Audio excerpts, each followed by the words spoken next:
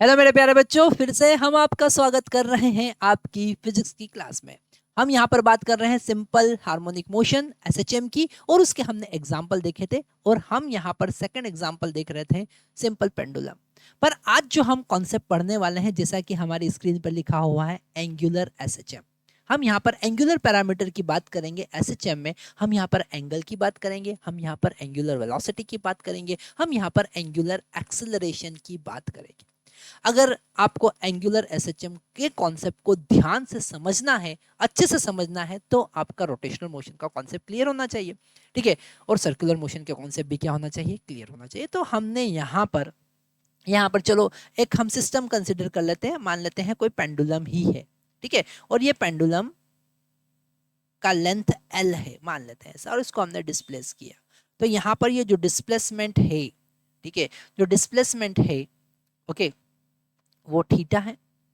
और इस displacement theta को हम वैसे ही लिख सकते हैं जैसे हमने एंगुलर एसएचएम, लीनियर एसएचएम की बात की थी। Theta which is function of time t, okay, which is equal to theta naught sine omega t plus phi. Okay, अब यहाँ पर डिक्टो वही पैरामीटर है, बस लीनियर डिस्प्लेसमेंट की जगह पर हमने एंगुलर डिस्प्लेसमेंट लिया है। कॉन्सेप्ट वही हम यूज करेंगे। अच्छा, अब आगे बढ़ते हैं। हम यहाँ पर कुछ कुछ कंडीशन लेके चलते हैं। अगर यहाँ पर ये जो थीटा नॉट की बात करें, तो ये है मैक्सिमम मैक्सिमम एंगुलर डिस्प्लेसमेंट। ये क्या है? मैक्सिमम एंगुलर डिस्प्लेसमेंट, जिसको हम कहेंगे एम्पलीट्यूड, जिसको हम कहेंगे एम्पलीट्यूड। ठीक है, एंगुलर डिस्प्लेसमेंट का एम्पलीट्यूड। Okay, maximum displacement. और यहां पर फाई क्या है? Initial phase. फाई को हम क्या कहेंगे? Initial phase. ये वही कॉन्सेप्ट है जो हमने लीनियर में देखे थे। इसको हम कहेंगे initial phase. T equal to 0 पर फेज कितना है, और फेज के कॉन्सेप्ट को आपको समझना है तो हमने स्पेशल उसका वीडियो बनाया था कि आप फेजर डायग्राम की हेल्प से फेज के कॉन्सेप्ट को कैसे समझेंगे। It is angular position. तो ये हमने देखा। अब यहां पर अगर हम इसे डिफ्रेंशिएट करते हैं तो हम लिखते हैं d theta by d t. Okay, और ये d theta by d t जो होगा, इसको हम लिखते हैं d theta by d t. ठीक है, और इसे हम लिख सकते हैं theta dot. Theta dot the first differentiation with respect to time of theta. तो डॉट से रिप्रेजेंट करते हैं। फर्स्ट डेरिवेटिव को डॉट से रिप्रेजेंट करते हैं, सेकंड डेरिवेटिव को डबल डॉट से रिप्रेजेंट करते हैं, तो डॉट। और यही है हमारा एंगुलर वेलोसिटी। ये क्या है? Angular angular velocity.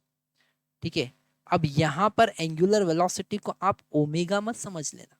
ओमेगा है एंगुलर फ्रीक्वेंसी, और ये है एंगुलर वेलोसिटी, अलग अलग चीज। तो यहां पर इसे हम डिफरेंशिएट करेंगे तो हमको मिलेगा theta naught into omega into cos omega t plus phi. Okay, ये हमको मिला, है ना। और ये थीटा नॉट इंटू ओमेगा, ये है मैक्सिमम एंगुलर वेलोसिटी। ठीक है, ये है मैक्सिमम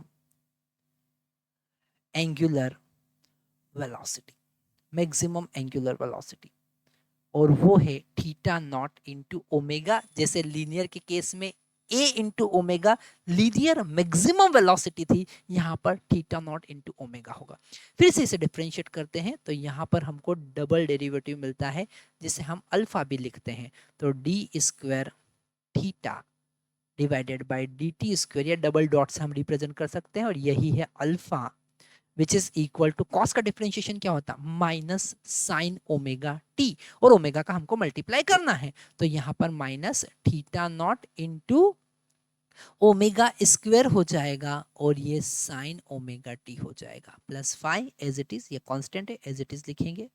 ठीक है, अब यहां पर हम इसे लिख सकते हैं थीटा। तो alpha is equal to minus omega square into theta, और यही हमारी एसएचएम की कंडीशन आ गई। ठीक है, यह है एसएचएम कंडीशन, वही कंडीशन जो हमारे पास में लीनियर के केस में आई थी। ओके, तो ये हमने एक बहुत अच्छा कॉन्सेप्ट देखा। यहाँ पर हमने एंगुलर एसएचएम की बात की। अब हम इसी कॉन्सेप्ट की हेल्प से सिंपल पेंडुलम को देखेंगे। ठीक है, ये पूरा हमने देखा। यहाँ पर क्या है थीटा डॉट, क्या है थीटा डबल डॉट। इसे हम कहेंगे एंगुलर एक्सेलरेशन। क्या कहेंगे? Angular acceleration, angular acceleration. ठीक है, तो ये डॉट वगैरह के कॉन्सेप्ट थोड़े ध्यान से हमको समझना पड़ेंगे क्योंकि ये नया कॉन्सेप्ट है, ये जनरली हम 11th 12th में यूज़ नहीं करते हैं, इंजीनियरिंग के कॉन्सेप्ट है, पर कभी कभी हम डायरेक्टली किसी अच्छी अच्छी रेफरेंस बुक में आप यूज़ कर सकते हैं। जो जे एडवांस के स्टूडेंट है उनको तो ये समझ ही लेना चाहिए। तो हमने यहाँ पर एंगुलर एसएचएम देखा, एंगुलर एसएचएम की कंडीशन देखी, इसके हिसाब से आप टाइम पीरियड भी फाइंड कर सकते हैं। अगर ओमेगा पता चला तो आप टाइम पीरियड भी फाइंड कर सकते हैं। यहाँ पर ओमेगा और थीटा डॉट मतलब एंगुलर वेलोसिटी और एंगुलर फ्रीक्वेंसी दोनों अलग अलग चीजें हैं। ठीक है, आगे बढ़ते हैं हम नेक्स्ट देख रहे हैं simple pendulum using angular SHM. तो जो कॉन्सेप्ट हमने देखा वापस से वही कॉन्सेप्ट हम यहाँ देख लेते हैं। हम यहाँ पर एक पेंडुलम की बात कर रहे हैं और वो पेंडुलम का लेंथ L है और उससे m मास का बॉब जो है हमने कनेक्ट किया है और उसको थीटा डिस्प्लेसमेंट दिया है। कितना डिस्प्लेसमेंट दिया है? थीटा डिस्प्लेसमेंट दिया है, तो ये थीटा डिस्प्लेस किया है, यहाँ से थीटा उसको डिस्प्लेस कर दिया। अब यहाँ पर हमको पता है कि कौन कौन से फोर्स लगेंगे, है ना। आप बता सकते हैं कि कौन कौन से फोर्स लगेंगे। डेफिनेटली एक वर्टिकली डाउनवर्ड लग रहा है, दैट इज ग्रेविटी, उसका वेट mg लग रहा है ना वर्टिकली डाउनवर्ड, और एक टेंशन लग रहा है। तो दोनों का टॉर्क यहाँ पर हम काउंट करेंगे क्योंकि एंगुलर एसएचएम की बात कर रहे हैं, रोटेशनल मोशन की बात कर रहे हैं। तो यहाँ पर जब हम टॉर्क काउंट करेंगे तो mg का टॉर्क और t का टॉर्क, ठीक है, टोटल टॉर्क कितना होगा? टॉर्क होगा mg का प्लस टॉर्क होगा टेंशन t का about this point of suspension. ठीक है, ये हमने किसके अबाउट देखा? टॉर्क अबाउट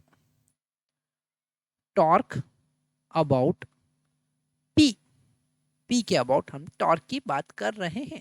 पर चूंकि ये जो टेंशन है ये इस पी से ही पास हो रहा है, उसका परपेंडिकुलर डिस्टेंस 0 होगा।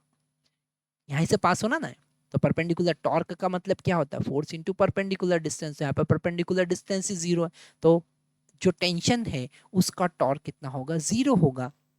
और यहाँ पर इस लेंथ L के परपेंडिकुलर कंपोनेंट को हम फाइंड करेंगे जो कि होगा mg sin थीटा, और एक पैरेलल कंपोनेंट होगा जो कि होगा mg cos थीटा। एक tangential component mg sin theta और normal component mg cos theta, और इस mg cos थीटा का टॉर्क फिर से 0 हो जाएगा क्योंकि पॉइंट ऑफ सस्पेंशन से पास हो रहा है। तो टॉर्क हमको मिलेगा mg sin theta into perpendicular distance जो कि यहाँ पर L है।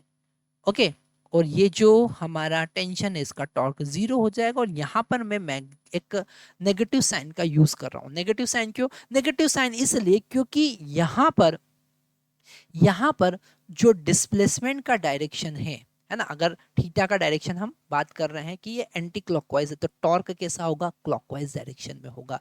टॉर्क कैसा होगा? यहाँ पर जो टॉर्क लगेगा वो क्लॉकवाइज डायरेक्शन में लगेगा। दोनों का डायरेक्शन अपोजिट है, इसलिए हम यहाँ पर नेगेटिव साइन ले रहे हैं। अब अगर हम आगे बढ़ते हैं, हमको अल्फा और थीटा में रिलेशनशिप फाइंड करना है, तो यहाँ पर इसे हम moment of inertia into alpha लिख सकते हैं क्योंकि हमको पता है torque is equal to I into alpha होता है। तो minus mgl into sine theta. ठीक है, और हम यहाँ पर सिंपल पेंडुलम की बात कर रहे हैं, फॉर सिंपल पेंडुलम, ठीक है, फॉर एसएचएम और सिंपल पेंडुलम, सिंपल पेंडुलम। ठीक है, यहां पर थीटा जो है वेरी स्मॉल, थीटा क्या है? बहुत ही छोटा है। तो साइन थीटा को अप्रोक्सीमेट लिख दो थीटा, हमारा डेरिवेशन आ गया। मोमेंट ऑफ इनर्शिया को हम लिख सकते हैं ml स्क्वायर, है ना। ये एक एक्सिस है, ऐसे परपेंडिकुलर एक्सिस है प्लेन, और ये बॉब ऐसे ऑसिलेट कर रहा है। ठीक है, तो उसकी परपेंडिकुलर डिस्टेंस कितना L है? तो m ओ पॉइंट मास जैसा है, तो पॉइंट मास का moment of inertia mr square होता है। यहाँ पर ml स्क्वायर लिखेंगे into alpha is equal to minus mgl into theta. m cancel हो जाएगा, एक L भी कैंसिल हो जाएगा। Alpha is equal to minus g by L into theta. और यहाँ पर अगर हम कंपेयर करेंगे जनरल इक्वेशन से, इससे कंपेयर करते हैं, जनरल इक्वेशन से कंपेयर करते हैं, हम यहाँ पर कंपेयर कर रहे हैं alpha is equal to minus omega square into theta से। तो यहाँ पर ओमेगा स्क्वायर कितना हो गया, जी बाई एल। तो ओमेगा कितना हो गया है root G by L. Time period हमने फाइंड किया, टाइम पीरियड वही आया t equal to 2 pi root L by G. तो यहाँ पर जो डेरिवेशन का कॉन्सेप्ट है वो पूरा का पूरा चेंज हो गया। वहां पर हम लीनियर मोशन की बात कर रहे थे, यहाँ पर हमने पूरा डेरिवेशन देखा है एंगुलर एसएचएम की हेल्प से। क्योंकि जब हम पेंडुलम की बात करते हैं, सिंपल पेंडुलम की बात करते हैं, तो बहुत सारे क्वेश्चन केवल बोर्ड में नहीं, नीट में ही नहीं, जेई मेंस में नहीं, एडवांस में भी एंगुलर एसएचएम से रिलेटेड बहुत सारे क्वेश्चन आते हैं। तो ये समझना बहुत ज़्यादा जरूरी है। तो हमने यहाँ पर वही फार्मूला डिराइव किया जो फार्मूला हम ऑलरेडी देख चुके हैं। तो एंगुलर एसएचएम से रिलेटेड हमारे पास में हमारी स्क्रीन पर क्वेश्चन है। क्वेश्चन में गिवन है, a simple pendulum of length 40 centimetre oscillates with angular amplitude of 0.04। तो एंगुलर एम्पलीट्यूड का क्या मतलब है, एंगुलर एम्पलीट्यूड का मतलब है थीटा नॉट। ठीक है, तो यहाँ पर थीटा नॉट का वैल्यू गिवन है 0.04 रेडियन। ओके, और लेंथ यहाँ पर कितना गिवन है, लेंथ गिवन है 40 सेंटीमीटर, मतलब 10⁻⁻² का मल्टीप्लाई करो और मीटर में कन्वर्ट करो। अब सबसे पहला वाला पार्ट यहाँ पर ए है, हमें टाइम पीरियड फाइंड करना है।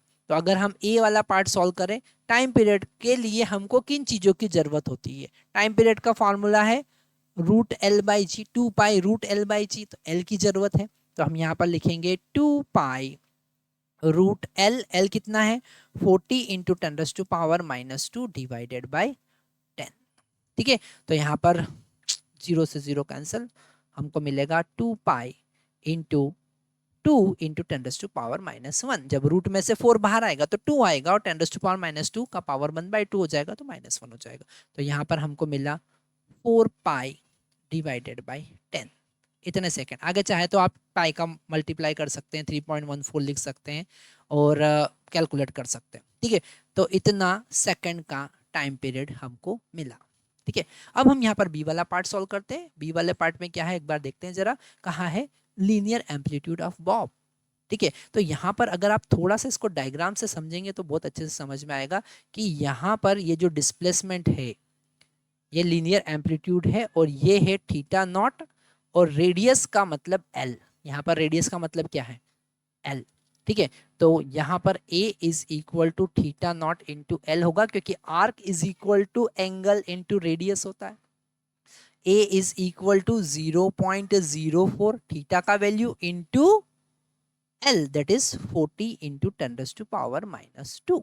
ठीक है, तो हम इसे लिख सकते हैं 4 इंटू 4 ये हो जाएगा 160 इंटू 10⁻⁻4 मीटर, है ना। तो आप चाहें तो यहाँ पर इस लिख सकते हैं 1.6 सेंटीमीटर। ठीक है, सेंटीमीटर में भी आप चाहें तो लिख सकते हैं, ये उसका एम्पलीट्यूड होगा। आप सी वाला पार्ट पे पहुंच जाते हैं। ठीक है, सी वाला पार्ट में क्या होगा, speed of Bob when the string makes 0.02 radian with vertical. ठीक है, तो स्पीड का फार्मूला हम पहले ओमेगा का फार्मूला निकाल लेते हैं।